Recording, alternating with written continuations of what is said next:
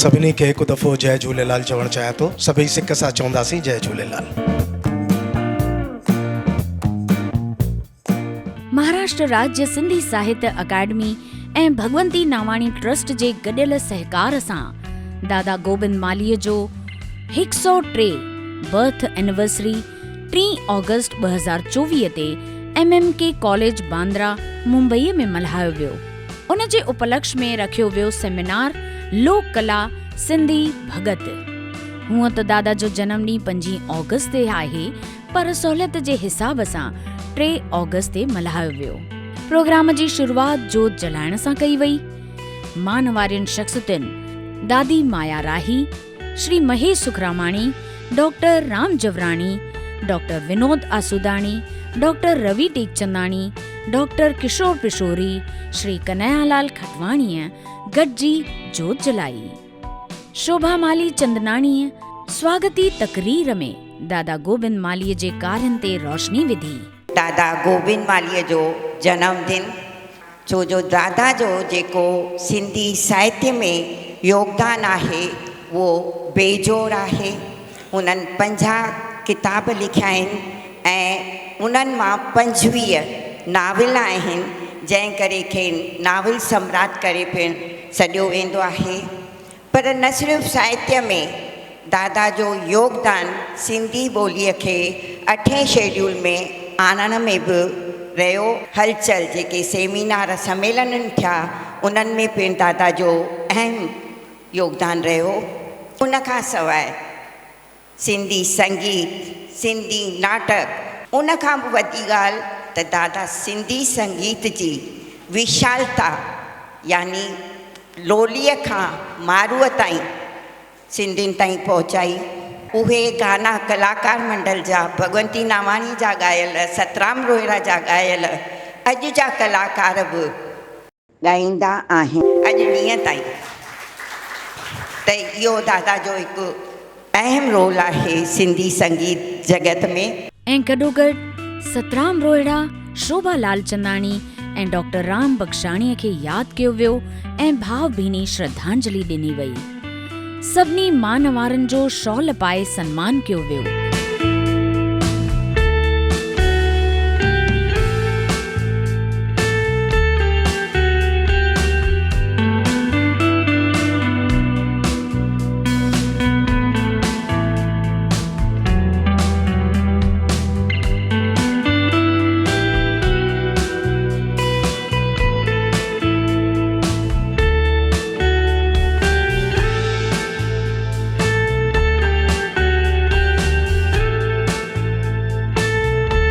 महेश सुखरामाणीअ पिणु स्वागती तकरीर कई।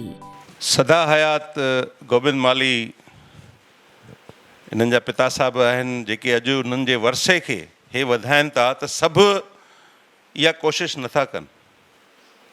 उन साहित्य खे इन्हनि उनखे अॻिते वधाइण जो जेको इन्हनि संकल्प कयो आहे। ऐं माना मां पुछणु चाहींदुमि भेण खां, भई तव्हां ॿुधायो, तव्हां खां पोइ माना मां हिकदमि जीवन जी सचाई में ॻाल्हाईंदुमि, भई तव्हां खां पोइ इहो वरसो केरु करण वारो, अॻिते तव्हां उन जी छा वसियत कई अथव, उहा मूंखे ॿुधायो।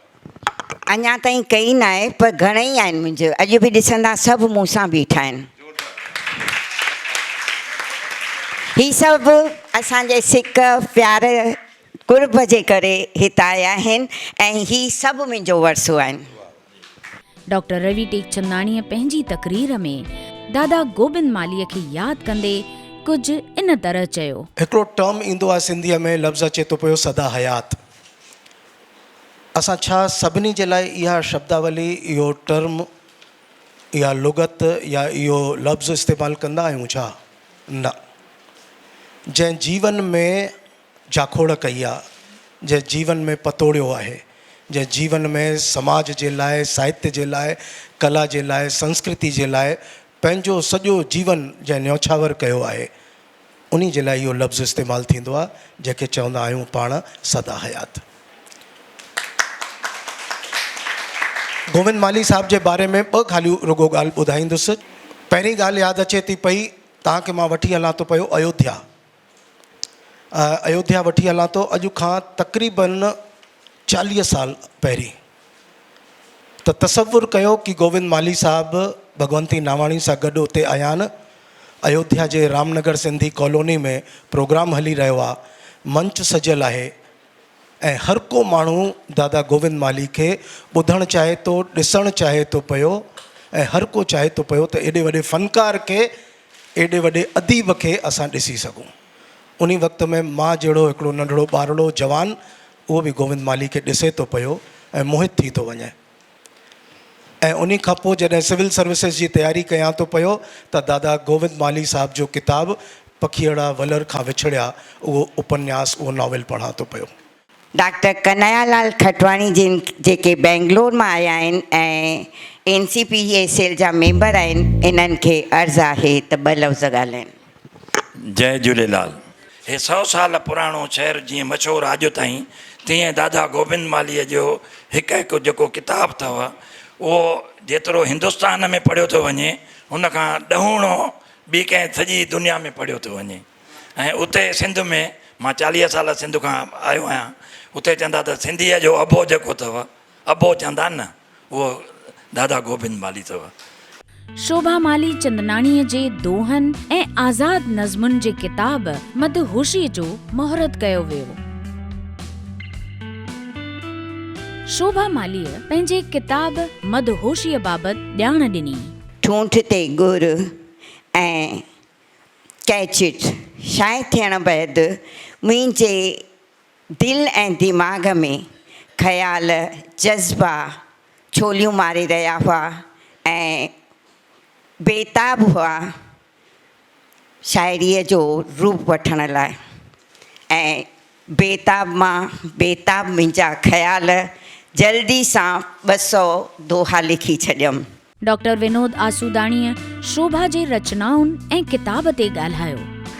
Shobha ji is fortunate enough because she has the wonderful legacy of Govind Mali, जंहिंजो जनम ई एॾे वॾे शाइर जे, एॾे वॾे साहित्यकार जे घर थियो हुजे ऐं नंढपणनि खां वठी हुननि अदबी महफ़िलूं पंहिंजे घर में ॾिठियूं हुजनि। किथे न किथे उहे सभु अहसासात, सभु जेके इम्प्रेशन्स हुआ उहे उन्हनि जे शख़्सियत जो हिसो बणिजी पिया ऐं धीरे धीरे तमामु ख़ूबसूरतीअ सां उहे अहसास, उहे जज़्बात, उहे ख़्यालात, उहो तसवुर ऐं उहा ॾात जेका हुननि खे पंहिंजे वरसे में मिली आहे, उहे असांजे साम्हूं कॾहिं दुआ बणिजी अचनि थियूं, कॾहिं गज़ल बणिजी अचे थो, कॾहिं कहाणी बणिजी अचे थी।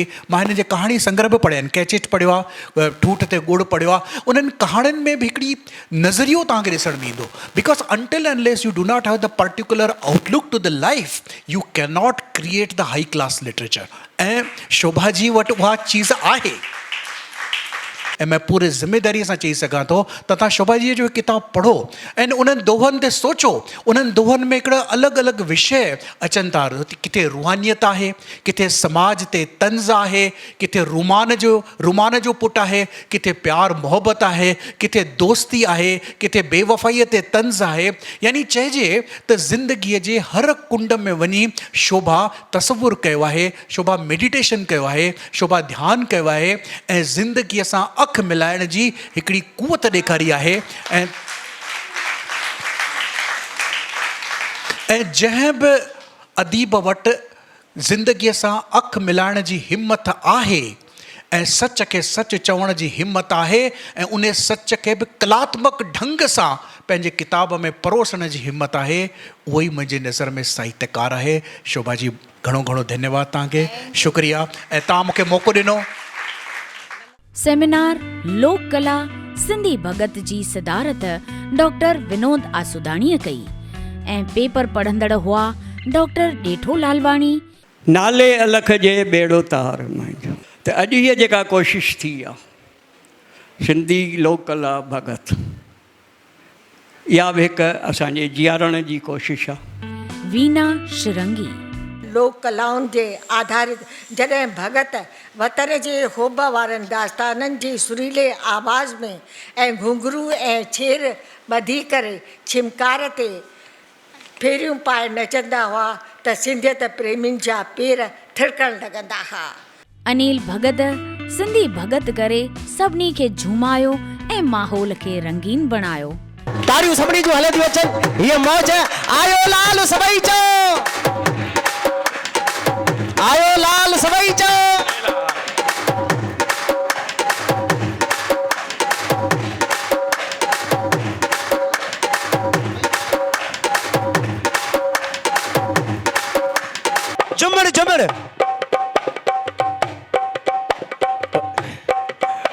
ओ वाह वाह ओ सिंधी वाह वाह वाह वाह ओ सिंधी वाह वाह। हाँ पैसा तो सभिनी खां वठण ईंदुमि न, क्या बात है। ओ वाह वाह ओ सिंधी वाह वाह वाह वाह ओ सिंधी वाह वाह। दुनिया जे हर हिस्से में तुंहिंजो वजूद आहे।